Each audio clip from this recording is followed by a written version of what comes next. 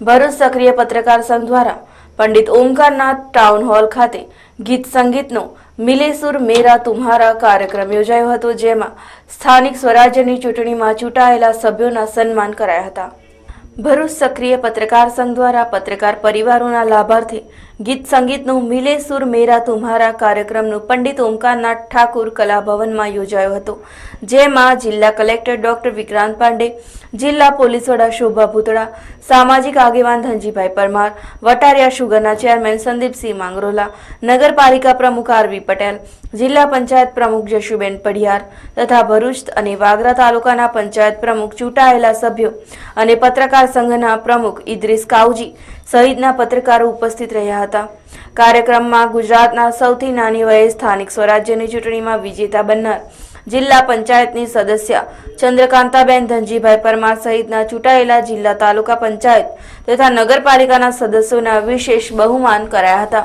જિલ્લા collector doctor Vikrant Pandey, Bharuch જિલ્લા police વડા શોભા ભૂતડા તથા સામાજિક આગેવાન ધનજીભાઈ પરમારે ભરૂચ સક્રિય પત્રકાર સંઘની કામગીરીને આવકારી હતી।